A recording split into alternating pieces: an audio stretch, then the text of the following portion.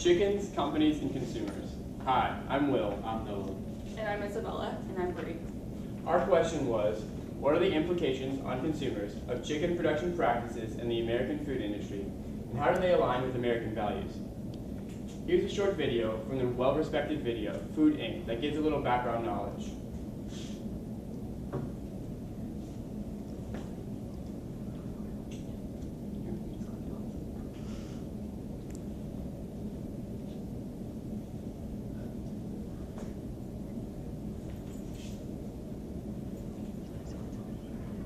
I understand why farmers don't want to talk, because the company can do what it wants to do as far as pay goes, since they control everything. But it's just gotten to the point that it's not right what's going on, and I've just made up my mind I'm going to say what I have to say. I understand why others don't want to. And I'm just to the point that it doesn't matter anymore, and something has to be said. As Carol said, something needs to be said, and we're ready to talk. Our first perspective was a scientific perspective, where I examined the use of antibiotics in chicken production. First off, I want to explain what a broiler chicken is, because we've referenced it numerous times. Broiler chicken is industry terminology for chicken raised for meat. Antibiotics are used in broiler production for both weight gain and as a cure for sickness. The use as a cure for sickness is common knowledge, but many people do not know that it's used to gain weight. This causes problems, as the broilers are no longer able to support themselves, which leads to defects in the skeletal system. Approximately 26 to 30% of broiler chickens suffer from gait defects severe enough to significantly impair walking. Walking is a major bodily function, and when this is gone, it is a sure sign that something is amiss. That's about a quarter of all chickens too, so it's a really big problem. Like problems like tibial dyschondroplasia and valgus varus deformities are the cause of it. In lay terms, this means that the legs are too twisted to be able to walk. More pertinent to consumers, however, is the use of antibiotics that create resistant strains of bacteria. The continual low dosage that the chickens are exposed to creates resistant strands. This quote that from Grow and Hufstadter, each year about 430,000 in the U.S. become ill from foodborne bacteria that resist conventional antibiotics. With about 300 million people in the U.S., this is about 1 in 600 people. Chances are you know someone that's been affected by antibiotic superbugs. Consumers should care about this because it affects them. About recently, an outbreak of salmonella caused by antibiotic superbugs in chicken harmed over 100 people. Consumers should care because about the skeletal defects of chickens, because this affects the moral code that they held the industry to, and it also affects themselves. Here's a short picture that describes the use of antibiotics in chickens. And Dr. Bella. The rise in superbugs is not the only effect on consumers. Chicken farms also impair the water, air, and soil in the surrounding areas of the chicken farms. According to Mary Louise Blue, runoff from areas with chicken manure and waste contaminate both surface water and groundwater, which are sources of drinking water. Not only is the drinking water contaminated, but the air is as well. Odors and emission that come off the poultry farm contaminate the soil and the air that we breathe in daily. This can lead to some people having irritation of eyes and lungs. Due to the mass amount of chickens on the farm, it causes mass amount of chicken manure. The soil becomes over-fertilized due to the vast amount of chicken manure it intakes. Mary Louise Blue says over-fertilizing harms plants and results in contaminated runoff. The large amount of chicken manure gets into the runoff, which gets into the drinking water. The chicken manure then gets converted into nitrate. High levels of nitrate can lead to illness and disease. An illness called baby blue syndrome is found in babies that intake high levels of nitrate, which can be fatal in some cases. Pregnant women are also highly susceptible to disease when exposed to high levels of nitrate. According to Benton Frank Health District, some health studies have suggested that exposure to high levels of nitrate could lead to some forms of cancer, but results are inconclusive. Most consumers are unaware of the dangers these chicken farms have on not only the environment, but the people of America that reside in the nearby areas of chicken farms. The source of the problem of the environmental effects given by chicken farms is due to the corrupt American food industry trying to make profit. Part of this corruption are the unfair legal contracts that bind the chicken companies to the farmers. The farmers that agree to these unjust contracts eventually fall into debt. According to Mike Weaver, who is a chicken farmer and owns multiple poultry houses, his electricity and heater bills has gone up. This is due to the constant demands for upgrades for new equipment given by the chicken companies. This forces chicken companies to take out loans to pay off the farmers to take out loans to pay off the chicken companies. According to Food Inc., a typical grower with only one poultry house has borrowed over $250,000 and only earns about $9,000 a year.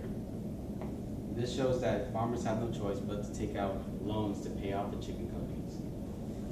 Chicken companies hire undocumented workers for two main reasons. The first reason is because chicken companies can pay undocumented workers low wages.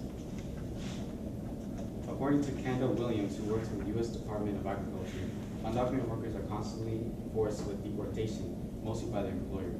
This forces undocumented workers to not complain about their wages, the low wages, because of the threat of being deported and losing their jobs. This leads to the second reason why undocumented workers are hired by chicken companies, and that is because they will receive less complaints from the undocumented workers, because undocumented workers believe they have no rights, so they will not complain about their jobs. The reason chicken companies require that antibiotics are used for chicken production is to enhance chicken growth. This allows the chicken companies to increase the rate of chickens produced, which has a positive economic effect, but has a negative impact on how chickens are raised, and that their muscle growth outweighs their bone growth, so every step a chicken takes, the leg bone breaks. This is a chart that shows the global broiler meat production around the world, and as you can see, the United States is the #1 broiler meat producer globally. The profits made by the food industry do not justify the vulgarity of these practices. Chickens raised in these factory farms have to endure a life that was never intended for them. A highly respected animal behaviorist, Dr. Evans, stated, "Chickens are inquisitive, intelligent animals. In nature, they form friendships, love, and care for their young. Chickens raised in these factory farms are unable to engage in these activities. So in these farms, chickens are crammed in cages, ripped from their families, and abused by the workers. From the time that they hatch, these chickens have to live a stressful and painful life. It has been scientifically proven that chickens are capable of the same level of intelligence as a young toddler, but when we raise them just for food, we are denying them the opportunity to show their intelligence to us. So you may think that the death would be less painful than the life of these chickens. However, their trip to the slaughterhouse is just as terrible. Chickens are hung by their fragile and often broken legs and then dunked into boiling water for feather removal. The worst part is that chickens are conscious for most of this time. And if the water doesn't kill them, they will be sliced at the neck and bled out." Another perspective of consumers are views that,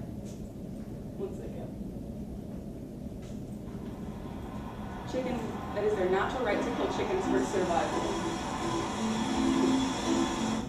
However, they fail to realize that these practices go beyond the natural food chain and become unnecessary torture. Chickens can be raised to roam in open, cage-free environments and then killed with quick electric shocks that are usually painless. Instead, this is the way that chickens are forced to live because the food industry cares more about efficiency and profit than the treatment of these live animals. When you buy from these companies, you're saying that you agree to this type of method and this type of practice. Also, chicken isn't essential to an everyday diet. Vegetarians and vegans in America lead normal and healthy lives without eating chicken. So it's important to remember that chicken eating is a luxury and not a necessity. And once we remind these companies that they need us, the consumer, in order to thrive, they will change these methods to ones that we agree with.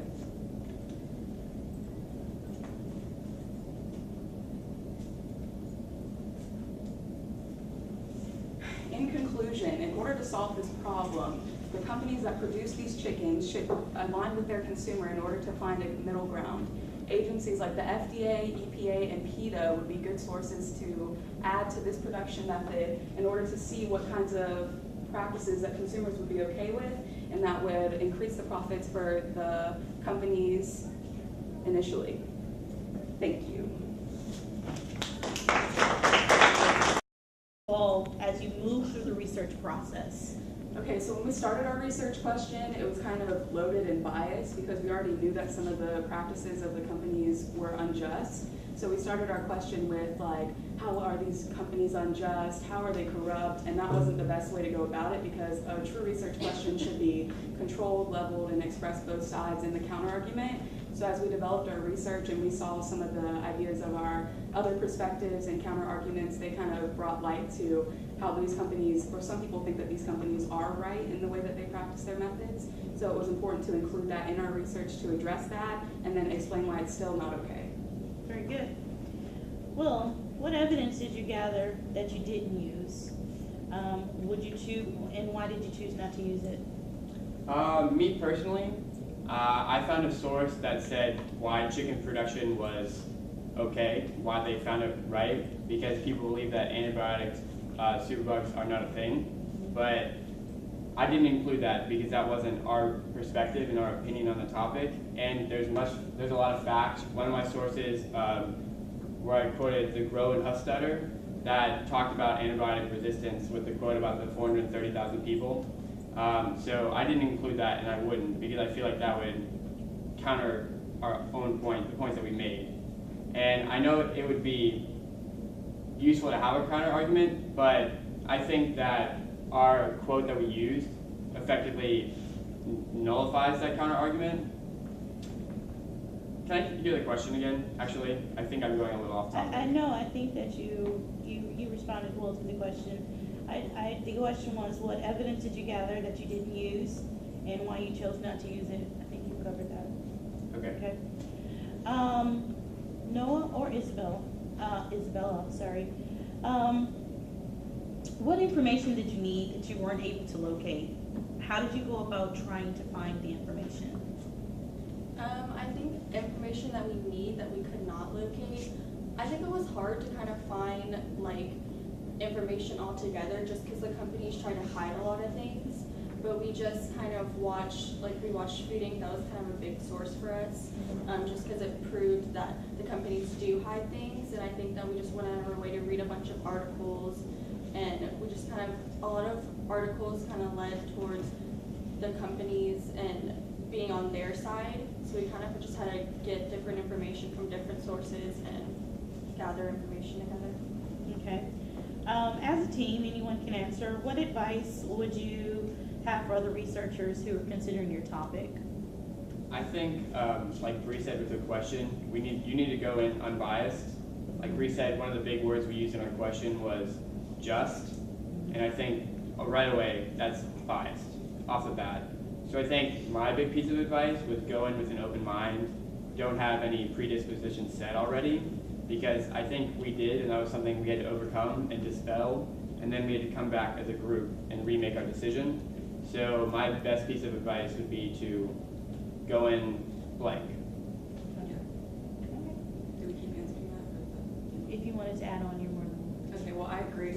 I think you should come in unbiased, but I also think that when choosing your question, you need to find something that's researchable from multiple aspects. You can't just have a lot of sources on something that would support what your idea would be, because I know I had trouble with that myself because I already had such strong opinions about these companies, and I felt like I needed to enlighten everyone. That was my obligation. But then when I realized, okay, well, I need to think about the side of the companies, and they're trying to make profit, and then I need to think about the workers, and they're just following orders. So when I did that, it really opened my mind, and now I feel like I'm more well-rounded on the topic. And I guess just to build off that again, just have like a target in mind, because I think the big sweet spot for our question was where we hit consumers, and I think that's because we were building towards that the whole time. But then once we said that, if the plan just kind of fell in motion. So have a plan, but know exactly what you're looking for. Like Bree said, like go in blank, but you need to know who you're looking at. We were looking at the consumers, which is all you guys. But I think that was a big part for us too. Okay. Well done, guys. Okay. That's okay. All right. Thank you. Yeah, you're welcome.